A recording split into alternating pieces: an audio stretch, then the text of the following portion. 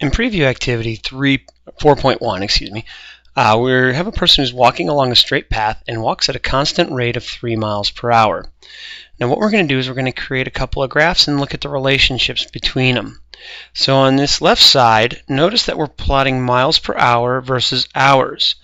And since this person is going at a constant rate of 3 miles per hour, we could say v of t equals 3. Now if we were to plot that, right here this is our v-axis, this is our t-axis. So here's 3, and they're doing this for an undetermined amount of time. And our graph is the constant graph, so it's a horizontal graph. And there's our velocity graph. So now, moving on, we're going to talk about what's going on. For instance, how far has this person traveled after 2 hours? Well, if they're traveling at a rate of 3 miles per hour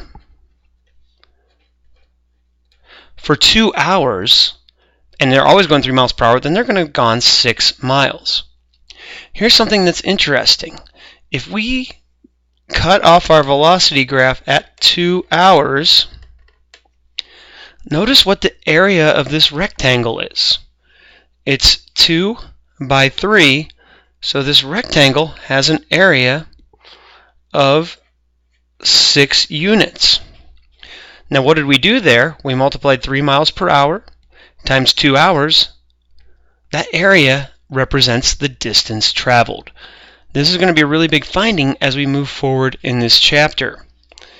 Now, if we wanted to come up with an algebraic formula that gave the position of this person as a function of time, well, we know they're going at a constant velocity of 3 miles per hour, and let's go ahead and assume that s of 0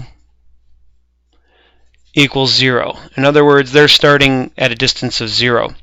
Then our position function, s of t, is just a linear function. It has a slope of 3 times t plus a y-intercept of 0. So our position function is going to be just 3t. Notice the derivative, s prime of t, equals 3, which is v of t. So that relationship, that very powerful relationship we saw back in chapter 1, we still have. Now let's go ahead and graph our s of t on our other set of axes. So we know at 1 hour this person is going to be 3 miles. So just make sure, because our spacing is a little bit different. And at 2 hours they're going to be 6 miles. And so we have a linear function that starts at 0, 0 and increases. Now, if we wanted to know for what values of t is s increasing, well, we could certainly say s of t is increasing when t is greater than 0. Now why does this make sense?